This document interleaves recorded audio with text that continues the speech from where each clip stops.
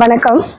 வாஸ்துல நம்ம இன்னைக்கு பார்க்க போகிறது வடகிழக்கு, தென்கிழக்கு, தென்மேற்கு, வடமேற்கு, இப்படி எல்லா மூலைகளில் எந்த மூலையில் லாஃப்ட் வரலாம், ஷெல்ஃப் வரலாம் அப்படின்றது தான் நம்ம இன்னைக்கு பார்க்க போகிறோம்.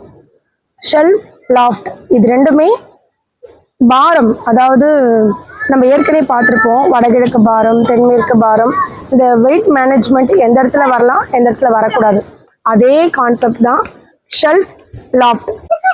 எந்த இடத்துல வரலாம், எந்த இடத்துல வரக்கூடாது அப்படின்றது தான் நம்ம இந்த வீடியோவில் பார்க்க போகிறோம். முதல்ல வடக்குல லாஃப்ட், ஷெல்ஃபு வரலாமா அப்படின்னு கேட்டிங்கன்னா, வடக்கில் எக்காரணத்தை கொண்டும் லாஃப்டோ ஷெல்ஃபோ வடகிழக்கை ஒட்டி வருவது தவறு.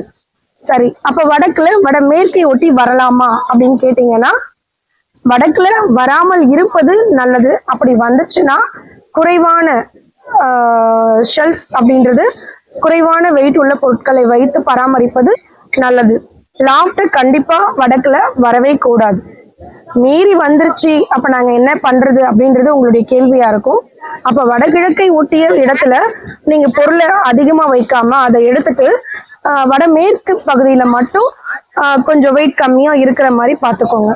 உங்கள்கிட்ட இருக்கு, உங்க வீட்டுல ஆல்ரெடி இருக்கு, நான் என்ன பண்றது அப்படின்னு கேட்கறவங்களுக்கு இந்த பதில். அந்த மூலையை மட்டும் கிளியர் பண்ணிடுங்க, வெயிட் வைக்காதீங்க. நன்றி.